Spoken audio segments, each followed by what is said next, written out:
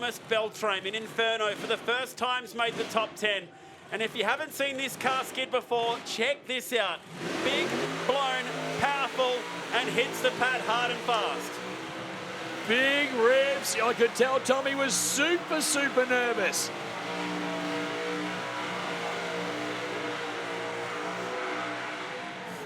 The plan of attack, well, we'll see where it goes. That's the plan of attack, and I'll tell you, where's it gone? Everywhere so far. Huge start for Thomas Beltra right now, Jace. Dude, off the freaking hook is how we would explain this one. Just needs to use some more pad here. Got to get that car moving.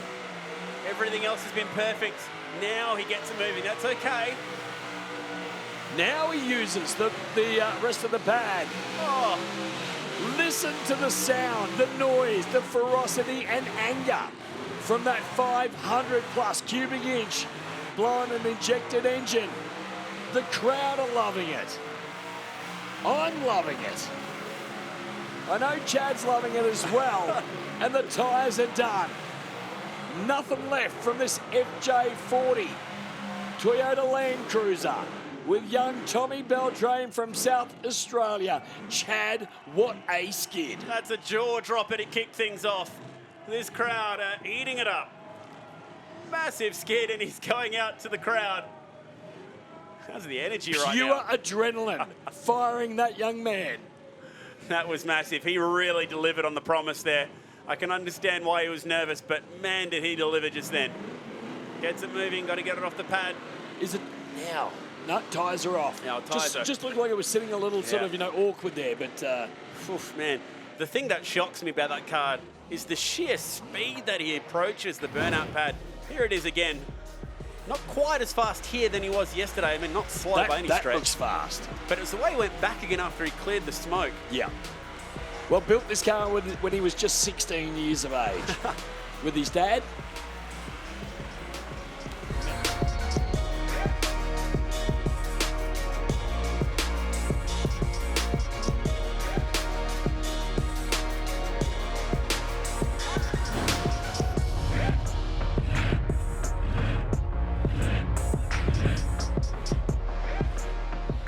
Now, we turn our attention to the start line once again with the Prince of Burnouts, as you so gracefully gave him the title, Jake Meyers from Mickleham in Victoria. This legendary 1966 Ford Mustang 302 small block Ford with a 675 blind injected supercharger and hat makes over 1,000 horsepower. Can he follow his dad into the history books today? Strong tip in, instant smoke, tick that box. Well, he's certainly he's done his apprenticeship over the last couple of years. It's not like he is the new kid on the block any longer. 5th in 2014, a year he beat his dad by 1 spot in the top 10. It's his only appearance in the top 10. He has rewrapped this car, changed the look from red to grey, and is hounding the pad hard. That 302 Windsor is revving its absolute heads off. This is a car that's been there before in the hands of his dad in the Masters. Now, interesting, looking at the driving skill side of it, we know that Tommy Beltra was a little more aggressive with the speed side of it. Jake is being a lot more controlled, a lot more meticulous in where car placement is. One tyre gone, bang on the 1 minute mark. Couldn't ask for much more than that. Second tyre gone. Perfect. He's timed that brilliantly. That's one of the best skids we've seen from Jake Meyers. Still only in his young 20s, and that is an all-time skid.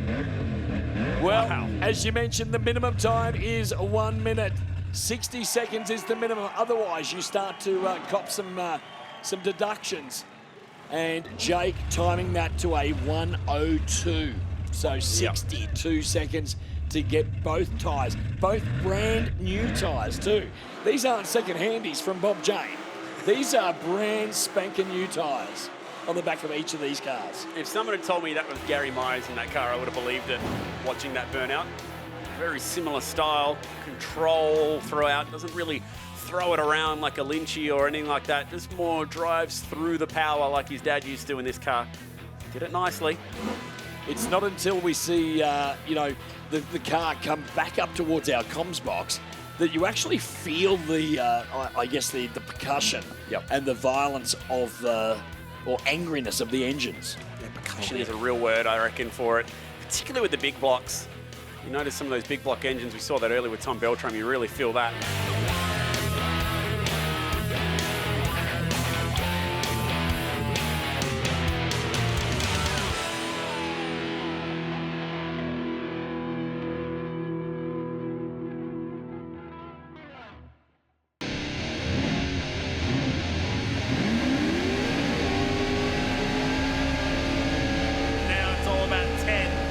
Trying to boil it down to one. Who's going to be the best, essentially, in the world of burnouts? And, well, it's been this man before. Is it going to be him again? Andrew Poole and I-Blown. Well, only time will tell. We've got still most of the field to run. Oh, geez, in a really tight spot here, Jace. He might have just scraped the wall. I think you're right. I think he grabbed it right there on the tail. So Really qualified for the Burnout Masters at his home event up at Tropical Meltdown in Cairns in late July 2018. And that rear touch was only a brush, in fact. It still counts as -10 though. But he's trying. Shame, because smoke scores have been strong. Any deductions today will hurt. We've spoken so often about the fact that it's not about what you do right, it's about what you do wrong. And that's what can win or lose you a crown like the Burnout Masters.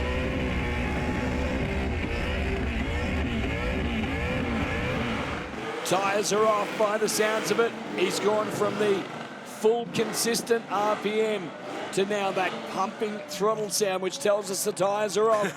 Pooley, traditionally, steps up onto that boot lid and celebrates, but I think he quietly knows that that little brush may have ended his chance in 2018. It was a strong start. He just got himself jammed up there in the exit chute. Couldn't quite get a turn around. It looked like the front end was going to go in, and then he actually got the car turned, but it was the rear that ended up striking it. So here it is, goes for the 360 there, and then it was just lost in the smoke exactly where the wall was. Only a slight rub on that rear, if at all, but it might be enough to cost him 10 valuable points, again, if the judges saw it.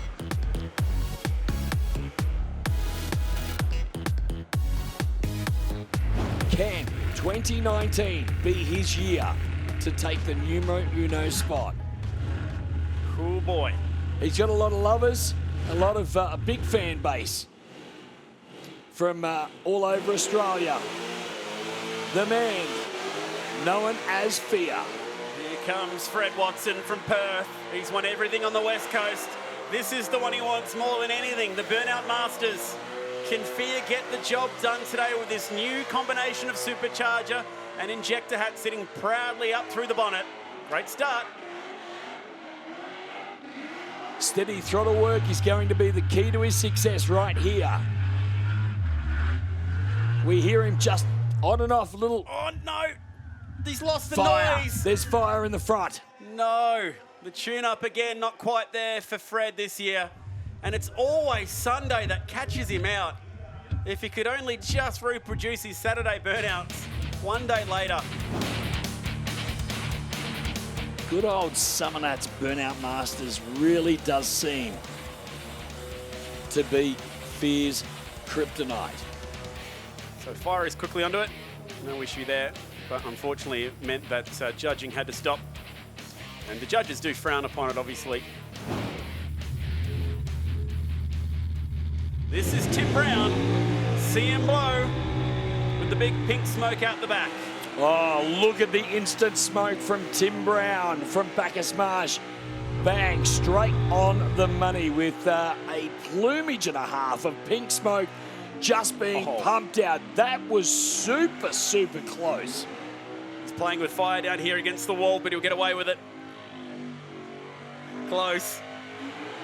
Just about knocked the rear end of that car there, but has used a lot of that pad nicely. Again, similarly to what we saw from one Tough HG in the Burnout Championship, that pink smoke is just engulfing the thousands of fans trackside here at the moment. The cameras are just trying to find him. There he is. He's gone all the way to the start line under a cloak of smoke at the moment. Picked up his spot here in the Masters at the UBC, the Ultimate Burnout Challenge in Winton, back in February of last year. He made that step up to Blown Injected about 2 years ago now, and did finish inside the top 3 at Summernats 30 a couple years ago. Yep. Which got him his ticket into last year's run, and has really made the most of his time in the Masters, now going back-to-back, first time in the top 10. That was big from one of Melbourne's best now, Tim Brown. Oh, and Timmy knows it as well. Comes out number 1. Well, I tell you what, that was super close. A couple of moments that he had during that burnout. The only thing I think I'd be looking at is the time. It was a fairly quick performance from Tim Brown. But look, apart from that, 10 out of 10 on all bases. Yeah, that was a huge, huge skid from See and Blow. That's exactly what we did. Here it is again on the replay. I think time might be okay on this one. Maybe right on the buzzer, a bit like Jake Meyers. Yeah, I mean, he timed it perfectly at 1:02. Yeah, that certainly had us second guessing as to whether he had touched the concrete barrier or not. But again, so evident when you've got plastic bumpers on the back of the car. That's the telltale traditionally.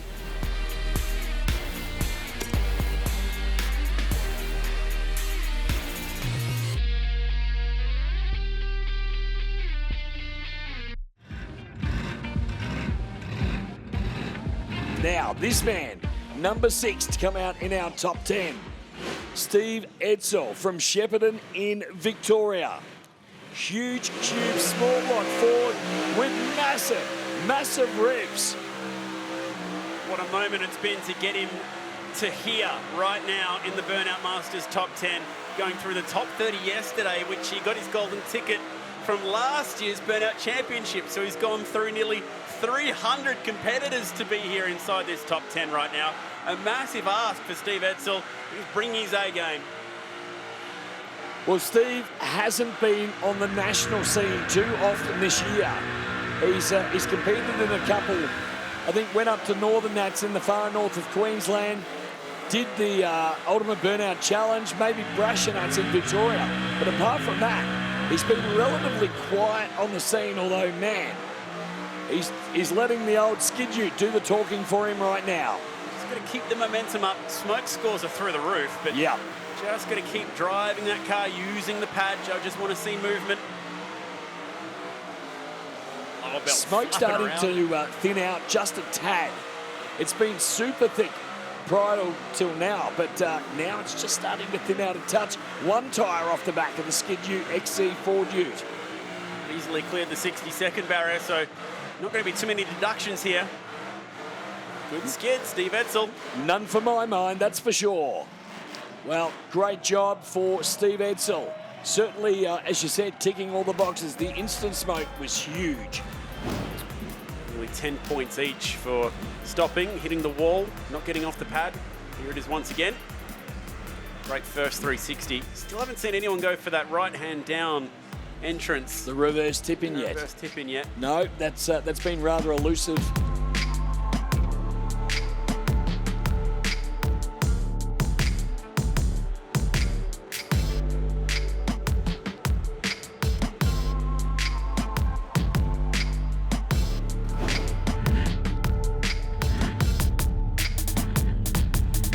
Now Phil Kerjean, another guy you could almost put in the same boat as Fred Watson. Been close to taking up the top prize. Been inside the top 10 before, one of the best presented cars in the top 10 as well. This man, well, he is here because he won the Summernats Burnout Championship in 2018. Had automatic selection to come into the Burnout Masters field. And then look at the smoke. He is serious. Of course, small block Chevrolet, we see so many big blocks these days. Still retains and runs the small 377 Cuba. Oh no, he's hit the wall again with the right rear. Similar to the last time we saw him in the Masters, but it happened at the other end of the pad with the other side of the car. Oh, you got to be kidding. Is that the moment for Tough Street? Was seen earlier out in the year out at Red Summernats. And now that foot buried hard up against the engine bay firewall. Bang. In unison, the rear tyres let go. It was a great skid for Tough Street. Can't believe that he has touched the wall again. It's only so minor.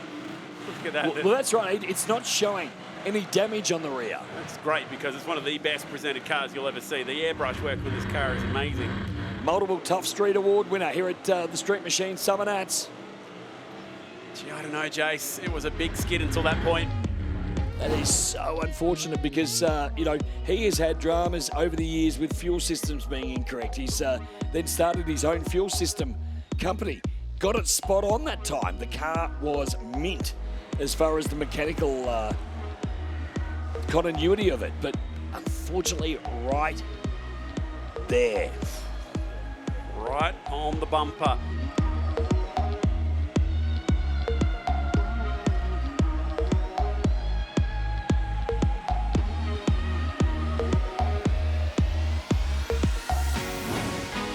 Three cars and two drivers remain. Graham Rowe is one of them. And he's about to hit the pad in Gamble. His second time at Summernats. His first time in the top 10. Well, the Queenslander normally does fly. Overcooked it. Overcooked it in a big way. Normally, of course, used to fly the flag with the maroon tyres. But this time has gone with the yellow and striking blue combos. But that was just shocking for the Queenslander. He knows that is the end. He still might place enough to get himself back into the Masters for 2020. Yeah, that was a real shame. It is a shame indeed. Because stopping is 10, reversing is 10, so there's a chance they could ping him 20 points for that. Absolutely. He's gone back on with the job here. Smoke scores have been monstrous. Fair old haze going on right now. You can see that smoke starting to thin just a little, which means that the tyres are in fact starting to go away. I think I just heard one off the back for Graham Rowe. This 372 cube small block Ford powered XE Falcon has done an incredible job, all bar that major problem right at the start.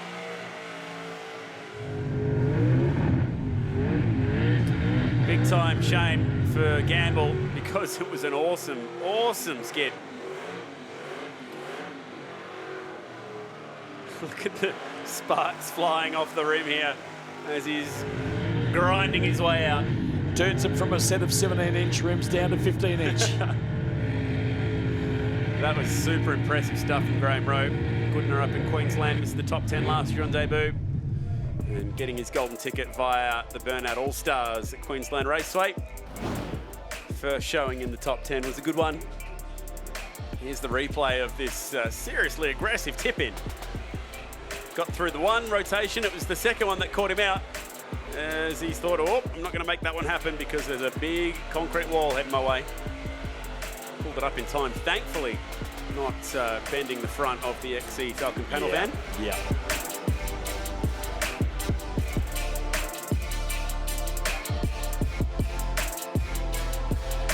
The stage is so perfectly set here for Rick Fuller. 2 cars to go, back-to-back burnouts for the same driver. Never been done in the top 10. I'll go for mine. 3 years in a row has finished third at the biggest burnout comp in the country.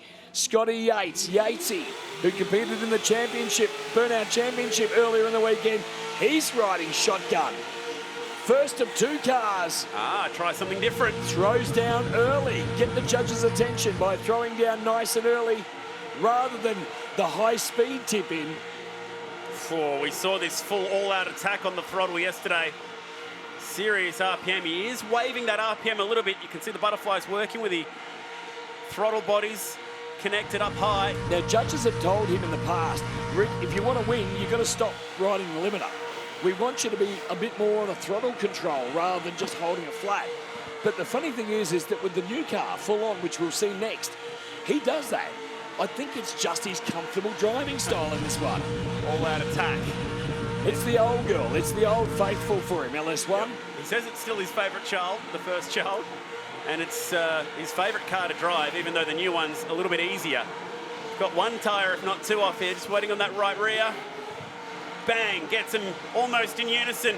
Oh boy, he's bringing his best here today. LS1 ticks the box. His first of two. Stops to celebrate. Bang, big skid from LS1. Is it, though, enough to get him out of a painful repeat third position? Could you imagine?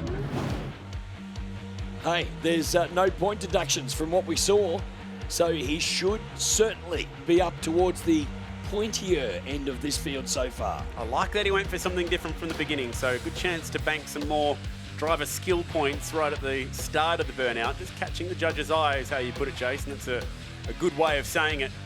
Want to be noticed to be different out there. Now, I want to know whether he's actually had to run back down or whether we've couriered him back down, because at the end of the day, last year when we saw Matt James be the first to debut two cars, whereas Rick did the same. He drew 9 and 10 side by side, and instead of taking the easy road by going, oh no, the boys will swap with me so I can go one. Here it is, Rick Fuller being chauffeured back down.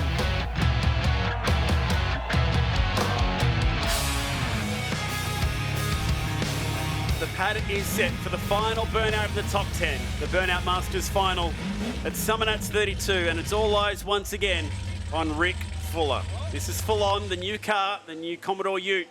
It got the golden ticket here in its very first burnout. It's a big-time player. It's first time at Summernats. It's made the top 10. Can it complete the trifecta and win the Burnout Masters on debut? This will be huge. Shades of unwanted from last year with Matt James. Similar build. He is ready to go. Just looking at him revving, I think he's got a problem. And he does. He has got a problem with this car. Oh. I'm pretty sure that he was sitting there and he pulled low gear and went to give it a stab, and the kind of just stumbled forward. So Full On has got an issue. If he is going to win the Summernats Burnout Masters in 2019, he's going to have to do it with LS1. Wow, so trouble here. We can still enjoy the skid for Full On. He's got the noise going now. No wonder this is the naughty child. No wonder LS1 is still the favourite child. But this is now the problem child. Wow. Talk about the drama of it all. Oh, no. And a fire out the back as well. Gets worse, unfortunately.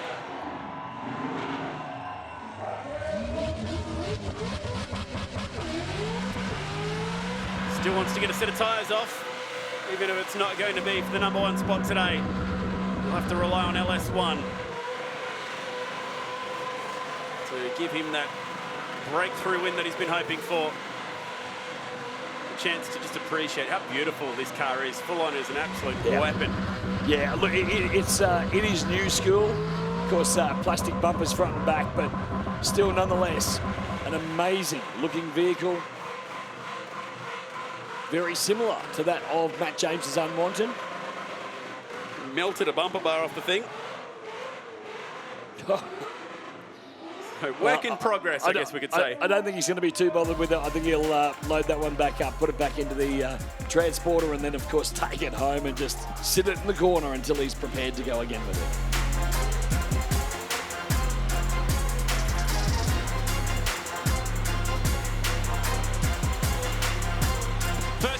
Once again, let's make plenty of noise for all our drivers in the Masters. Let's go!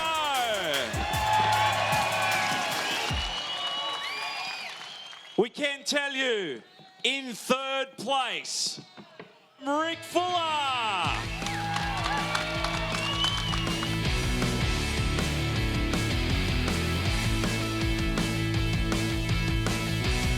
In second place, Burnout Masters, CM bloke Tim Brown. Oh man, this is a dream come true. Just to make the top 10, even in the Masters, it's crazy, man. To come second, wow. Righto, thank you, Chad. Let's go. Summernats 32, the most awesome skid we have seen this weekend. And it goes to Masters champion for Summernats 32 in Sicko, Jake Meyers. It just had to be. It had to be. We had a father-daughter combo pick-up grand champion, and now we have a father-son combo eventually making their way to the top of the Burnout scene. Jake, this is wild. You've done it. You've followed in your dad's footsteps to become the Burnout master. Well done. Yeah, mate. No, I'd just like to say thanks to my dad. There's no way I'll be able to do this. Thanks to Blow Motorsports. Yeah, my missus Hayden for changing me twice. This is a dream come true. Thank you. This is... Mum. Thanks, Mum. Here comes the family right now. Yeah, like my old man won Summernats 7 times, and you know we've been just getting this car right for the last 5 years, and it's been a long road. Just tuning, yeah, 9,000 RPM the whole skid, and yeah, it was really good. So I can't describe it. It's a feeling like no other. I've lost for words, but I'm so proud of him. You know, he's 22 and he's just mixing with all them big boys out there that we all, you know, are proud of, and now he's one of them. So speechless. Didn't believe it. I thought he was definitely up there, but yeah, it was just speechless. So very, very proud.